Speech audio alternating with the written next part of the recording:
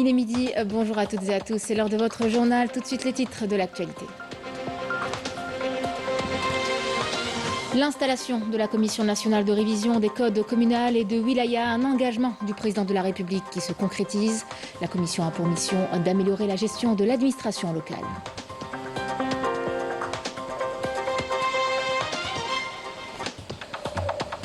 Retour dans quelques instants sur le troisième et dernier jour de la visite officielle du général d'armée Saïd Chengriha, chef d'état-major de l'ANP en Italie, à l'invitation de son homologue.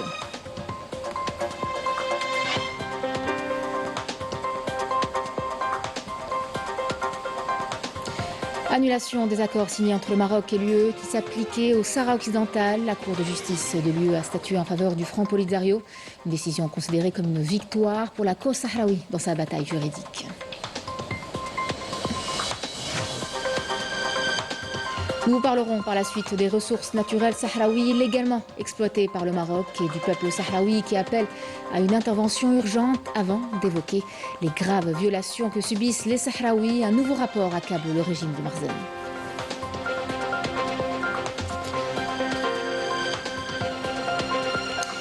Mesdames, Messieurs, bienvenue à vous. L'installation de la Commission nationale de révision des codes communaux et de wilaya, un engagement du président de la République Abdelmadjid Tebboune qui se concrétise. Cette commission a pour mission d'analyser et de réviser les lois régissant les collectivités locales en Algérie. Il s'agit en fait d'améliorer la gestion de l'administration locale. Horia Djardjar et Amel Bouarba. En installant la Commission nationale de révision des codes communaux et de wilaya, le président de la République Abdelmadjid Tebboune a réaffirmé sa volonté de concrétiser ses engagements durant la campagne électorale et lors de sa prestation de serment. Il faut dire que la rapidité et le sérieux dans la mise en œuvre du programme des réformes concernant la gestion locale et le renforcement des services publics reflètent l'ampleur et la nature des défis imposés par la vie quotidienne des citoyens. Ces défis sont d'ailleurs au cœur des priorités du président de la République. Cela se manifeste aussi par l'implication des acteurs et des experts pour examiner les dossiers de gestion locale et élaborer une feuille de route politique et administrative de nature à insuffler une dynamique économique au sein des structures administratives locales. Cette dynamique s'appuie fortement sur une vision prospective qui valorise les ressources humaines et potentialités naturelles propres à chaque région du pays. La révision du Code des collectivités locales et de wilaya est un engagement du président de la République, Abdelmadjid Tebboune. Sa concrétisation rapide témoigne de sa ferme volonté de réformer l'administration locale et répondre aux préoccupations des citoyens. La mise en place de la Commission nationale de révision des codes communaux et de wilaya, composée de plusieurs membres des APC, des APOE, de l'APN, du Conseil de la Nation et d'experts, lui permettra d'être à la hauteur des défis.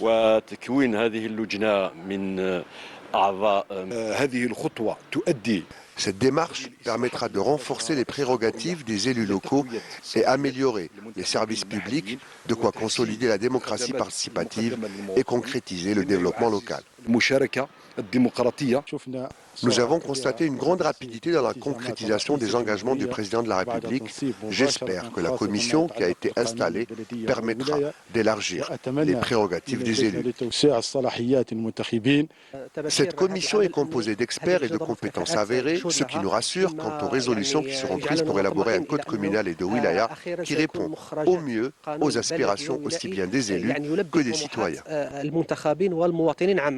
Selon les observateurs, l'installation de la Commission nationale de révision des codes communaux et de wilaya représente une étape importante vers une meilleure gestion des collectivités locales. Si ces objectifs sont multiples, sa mission première est d'identifier les lacunes et proposer des améliorations.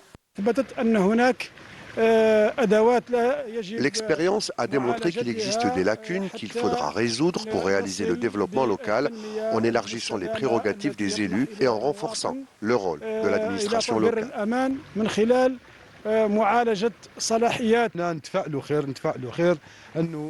Nous sommes très optimistes. Nous espérons une révision profonde des codes communaux et de wilaya avec des dispositifs incitatifs pour permettre aux élus d'accomplir leur mission convenablement.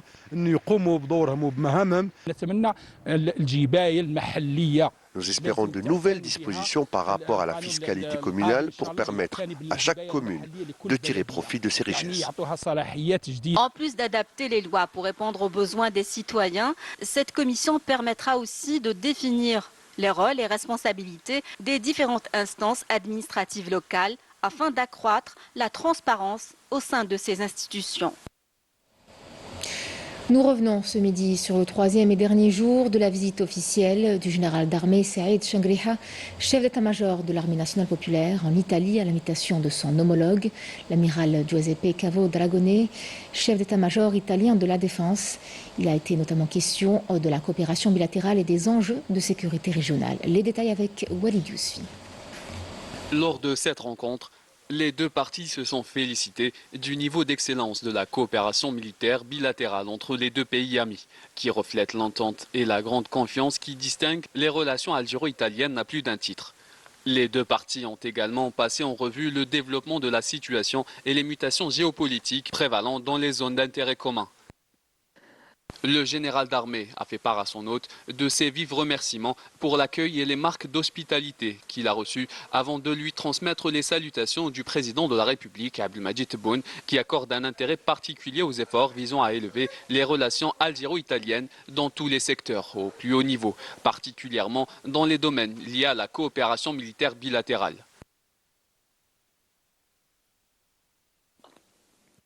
Le général d'armée a également passé en revue les domaines de la coopération bilatérale, laquelle connaît une dynamique positive et enregistre des résultats tangibles à la faveur de la ferme volonté des dirigeants des deux pays de l'élever au niveau d'un partenariat stratégique global. De son côté, le ministre italien de la Défense a exprimé sa grande satisfaction de recevoir la délégation militaire algérienne et sa confiance en la capacité des deux pays amis à bâtir un partenariat solide et mutuellement bénéfique, notamment dans les domaines de la sécurité et de la défense. À l'issue de la rencontre, les deux parties ont échangé des présents symboliques.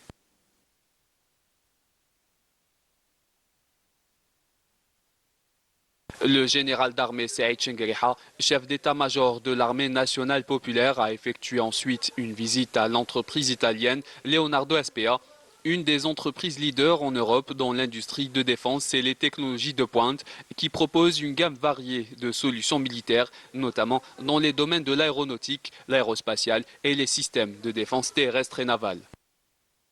Le général d'armée a reçu d'amples explications sur les technologies et systèmes de défense modernes qu'offre l'entreprise italienne, dont les responsables ont fait part de leur intérêt à consolider leur partenariat avec l'Algérie dans les différents volets des industries militaires.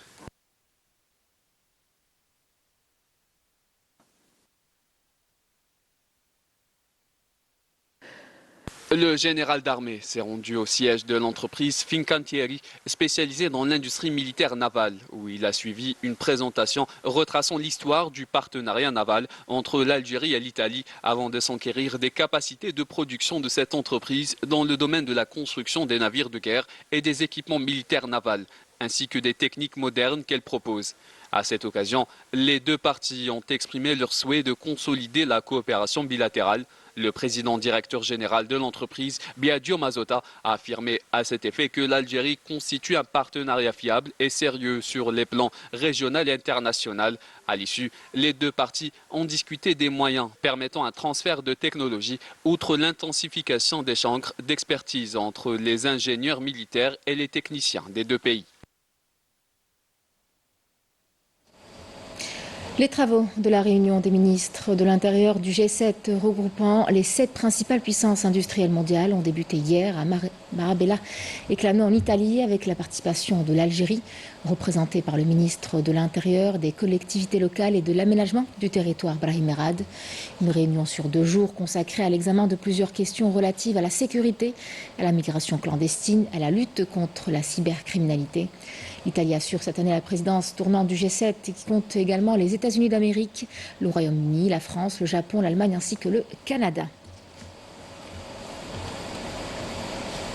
إن معالجة هذه الظاهرة ذات الآثار متعددة الأبعاد لا يمكن تصورها ضمن تدابير ظرفية وإنما يتطلب ذلك رؤية شاملة ومندمجة ومنسقة وتضامنية تعنى أساسا بمعالجة الأسباب الجذرية للظاهرة، وذلك عبر توفير عوامل الأمن والاستقرار ودعم التنمية بدول المصدر. ومن هذا المنظور الذي ننادي به والقائم على العلاقة بين الأمن والتنمية، تواصل الجزائر بقيادة رئيس الجمهورية السيد عبد المجيد تبون مساعيها الرامية إلى مرافقة الجهود التنموية في الدول الإفريقية بما في ذلك وبالأخص المناطق الحدودية من خلال المشاريع المهيكلة وأنشطة التعاون والتضامن في المنطقة، وكذا المرافعة عن قضية التنمية في إفريقيا في كل المحافل. Le ministre de l'Intérieur a mis en valeur le dialogue et la coordination entre les différents partenaires et les a appelés à doubler d'efforts dans la lutte contre l'extrémisme, le racisme, l'islamophobie et les discours de haine envers la communauté. وإذ نثمن الحوار المتواصل مع مختلف شركائنا بهذا الخصوص، فإننا نعتبر أن مناقشة المسائل المتعلقة بالهجرة لا بد أن تولي كذلك العناية لظروف جاليتنا المقيمة بالخارج. وفي هذا المقام فإننا نهيب بشركائنا تعزيز جهود مكافحة مظاهر التطرف والتمييز والإسلاموفوبيا وخطاب الكراهية تجاه جاليتنا، بما يضفي على محيطنا الجهوي والعالمي السكينة المنشودة في ظل اندماج أمثل وتعايش إيجابي. La Cour de justice européenne a rejeté les recours du Conseil et de la Commission de l'Union européenne, confirmant ainsi l'annulation des accords signés avec le Maroc qui s'appliquaient illégalement au Sahara occidental. Une décision considérée comme un pas important dans la lutte contre l'exploitation des ressources sahraouies sans le consentement du peuple et qui vient là renforcer la position juridique du Front Polisario dans son combat. Walid Yousfi. L'annulation des accords signés entre le Maroc et l'Union européenne étendue au Sahara occidental occupé. La Cour de justice de l'Union européenne vient de statuer aujourd'hui en faveur du Front Polisario en rejetant les recours introduits par le Conseil et la Commission de l'Union européenne et en approuvant une nouvelle décision qui vient consolider la mesure de septembre 2021 où le tribunal de l'Union européenne avait prononcé l'annulation de 2 accords de pêche et d'agriculture liant le Maroc à l'Union européenne et étendus au Sahara occidental occupé, affirmant qu'ils ont été conclus en violation de la décision de la Cour de justice de l'Union européenne de 2016 et sans le consentement du peuple du Sahara occidental. La Cour, grande chambre, déclare et arrête 1. Les pourvois sont rejetés. 2. Il n'y a pas lieu de statuer sur les demandes de maintien des effets de la décision 2019-441 du Conseil. 3. La Commission et le Conseil supportent leurs propres dépens, ainsi que ceux exposés par le Front populaire pour la libération de la Sarria, El Hamra et du Rio de Oro, Front Polisario, dans le cadre des présents pourvois. 4. Le Royaume de Belgique, la Hongrie, la République portugaise et la République slovaque, ainsi que le Royaume d'Espagne, la République française, la Chambre des pêches maritimes de la Méditerranée, la Chambre des pêches maritimes de l'Atlantique Nord, la Chambre des pêches maritimes de l'Atlantique Centre et la Chambre des pêches maritimes de l'Atlantique Sud supportent leurs propres dépens. Cette décision de la Cour de justice de l'Union européenne constitue une grande victoire pour la cause sahraoui dans sa bataille juridique pour mettre un terme au pillage des ressources du peuple sahraoui. Un commentaire donc de Majda Adjahmoun. L'occupation marocaine intensifie l'exploitation des ressources naturelles du Sahara occidental. Malgré les interdictions, le pillage des richesses sahraouies se poursuit, notamment dans les secteurs halieutiques et énergétiques. Des accords non reconnus par la communauté internationale permettent au Maroc de profiter illégalement de ces ressources, privant les Sahraouis de leurs droits. Le peuple sahraoui appelle à une intervention urgente pour mettre fin à ces abus et récupérer ses droits les plus légitimes. Walid Yousfi. Depuis plusieurs années, l'occupant marocain exploite illégalement les richesses naturelles du Sahara occidental en toute impunité. Selon la Direction générale de la pêche de la Commission européenne, l'accord de pêche conclu en 2019 entre l'UE et le Maroc dépendait quasiment des zones situées au large du Sahara occidental. Sur une distance de 1200 km de côte, Les territoires sahraouis disposent d'une capacité de production halieutique estimée à près d'1 million de tonnes par an. Nos ressources sont pillées puis exportées en Afrique, en Europe ou encore à l'est de l'Asie.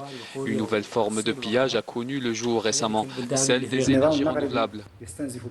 Le régime marocain exploite de façon dangereuse les ressources naturelles du Sahara occidental, notamment le phosphate, depuis plusieurs années. Puis encore, le Marzen est en train d'aider des entreprises européennes à s'implanter ici dans le but de spolier davantage de ressources. Selon un rapport publié en 2024 par le Centre d'études franco-sahraoui Ahmed Baba Misk, les forces du Marzen ont permis à 115 entreprises étrangères de s'installer illégalement sur les territoires du Sahara occidental, autorisant ainsi la surexploitation des richesses situées sur le sol sahraoui. Nous condamnons avec fermeté les actes commis par l'occupant marocain, notamment le pillage illégal des richesses du territoire sahraoui. On appelle la communauté internationale à intervenir pour protéger les droits du peuple sahraoui et l'aider à recouvrir sa souveraineté sur son territoire, et ce conformément à la décision de la Cour de justice de l'Union européenne, longtemps attendue. Le peuple sahraoui poursuit sa lutte pour le recouvrement de ses droits et de son indépendance, et ce, à travers ses nombreux cris de détresse, appelant la communauté internationale à agir immédiatement pour l'application des décisions de justice, interdisant au Marzen d'exploiter ses richesses illégalement. Le collectif des défenseurs sahraouis des droits de l'homme est monté au créneau dans un nouveau rapport qui accable le régime du Marzen. On y trouve les graves violations que subissent les Sahraouis dans les territoires occupés, allant des arrestations arbitraires, de la torture. Les témoignages, vous le verrez, des victimes révèlent des pratiques inhumaines perpétrées par les autorités marocaines qui cherchent à étouffer toute contestation. Emel Bouarba. Exécution, enlèvement, torture, arrestation, expulsion et déplacement forcé. La liste des crimes perpétrés par le Marzen à l'encontre du peuple sahraoui est longue, tout comme l'est le combat du peuple sahraoui pour son autodétermination, conformément à la Charte des Nations Unies. Il faut dire que les violations des droits humains se sont multipliées dans la partie occupée du Sahara occidental, une situation qui dévoile la vraie nature du Marzen, dénoncée à nouveau par le collectif des défenseurs sahraouis des droits de l'homme, CODESA. Dans un nouveau rapport qui accable le régime marocain, ce collectif tire la sonnette d'alarme sur la gravité de la situation dans les territoires sahraouis occupés, condamnant vivement les crimes contre l'humanité commis à l'encontre des militantes des droits humains et politiques sahraouis à l'Ayoun occupé. C'est le cas de l'ex-détenu politique sahraoui Mahfouda Benba Lakfir, Saliha Boutanjiza, Khadija Toudouih et tant d'autres. Après avoir été assiégées, elles ont subi des actes de torture et de violence physique et verbale.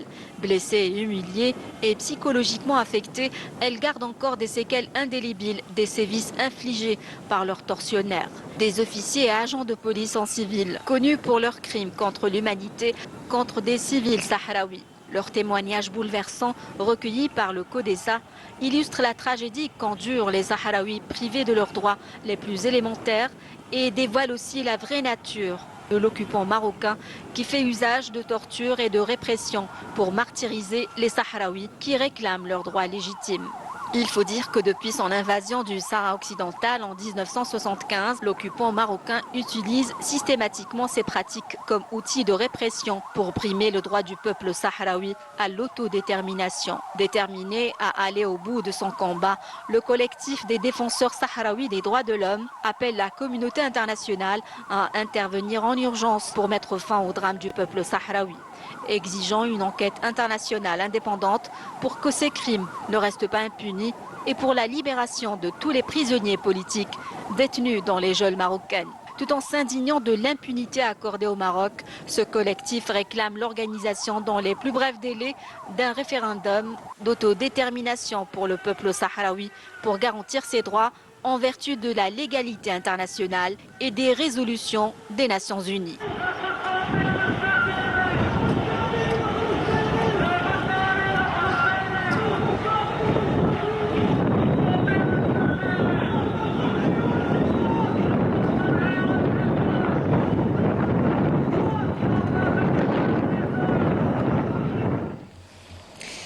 Les 10 membres élus du Conseil de sécurité, y compris l'Algérie, ont exprimé hier dans une déclaration commune leur profonde préoccupation face à la recrudescence des tensions au Proche-Orient, dénonçant la spirale de violence actuelle. Dans leur déclaration commune, les 10 membres élus du Conseil de sécurité ont appelé à un arrêt immédiat des hostilités et au respect par toutes les parties de leur engagement en vertu du droit international. Ils ont réaffirmé à ce propos que la solution diplomatique était le seul moyen pour aller de l'avant dans le processus de règlement des différends, exhortant toutes les parties à privilégier le dialogue et la diplomatie tout en assurant la protection des civils. Par ailleurs, les membres ont exprimé leur plein soutien au secrétaire général des Nations Unies, Antonio Guterres, et à l'ONU face à la campagne acharnée dont il est victime à cause de ses positions solidaires avec le peuple palestinien, notamment après la décision des autorités d'occupation sionistes de le déclarer persona non grata et de l'interdire d'entrer en territoire palestinien occupé. Cette déclaration intervient dans un contexte de dégradation de la situation au Proche-Orient, notamment au Liban et dans les territoires palestiniens occupés, suite aux assassinats multiples commis par les forces d'occupation sionistes au Liban et leurs attaques continues contre les zones peuplées en violation flagrante du droit international humanitaire. Revenons chez nous à présent en Algérie avec du sport, du football pour être plus précise, et la 3e journée de Ligue 1 qui débute aujourd'hui. La présentation des différentes rencontres avec Fatah Abada. Défait la semaine dernière chez le voisin Mostaganémois, le Mouloudia d'Oran reçoit au stade Miloud Hedfi d'Oran les Chelfawa de l'ASO.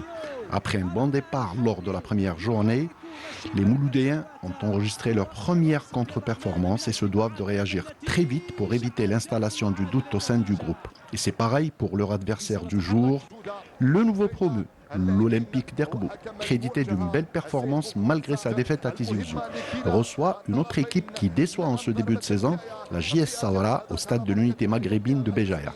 Les Akboussiens voudront sûrement profiter de cette mauvaise passe des Bachari et les enfoncer encore plus. Le leader actuel, l'Aigle Noir sétifien, après sa sortie réussie au stade du 20 août 55 face au Serbe Belouizdad, reçoit chez lui au stade du 8 mai 45 le NC Magra, habitué à lui causer pas mal de soucis lors de ses dernières saisons. L'autre co-leader, le Parado Athletic Club, sera face à un gros morceau lors de cette 3e journée. C'est les Canaries qui rendront visite aux coéquipiers du buteur Adil Boulbina, qui devront puiser dans leurs ressources pour venir à bout des Canaries, décidés à jouer les premiers rôles cette saison. Les Rouges et Noirs de l'USM Alger semblent sur du velours en accueillant le MC El Bayed qui traverse une zone de turbulence en ce début de saison. Une autre affiche entre deux Africains cette saison, les Constantinois du CSC reçoivent le champion en titre sortant, le Mouloudia d'Alger, sur un nuage après son excellente prestation et surtout sa victoire sur la JSK au stade Hussein Aït Ahmed de Tizi Ouzou. Les Siskawa de l'USM Frenchla de leur côté, après un bon départ à Bchar où ils ont ramené le point du match nul, où il n'est jamais évident de réussir, tant les Bacharis sont réputés être intraitables à la maison, reçoivent les Mostaganémois, qui ont bien débuté la saison avec une victoire à domicile face au Hamraoua. Enfin, les Biscrits de l'USB, seule équipe avec le Mouloudia à avoir gagné à l'extérieur, auront fort à faire devant le vice-champion sortant et détenteur du trophée de la Coupe d'Algérie, le Chebab Briadi de Belouizdad, qui tentera de se racheter du semi-échec à domicile le week-end dernier. C'est la fin de ce journal. Merci de l'avoir suivi. Tout de suite, les nouvelles du ciel. Quant à moi, je vous retrouve à 19h pour l'édition du soir. Très bon après-midi à vous.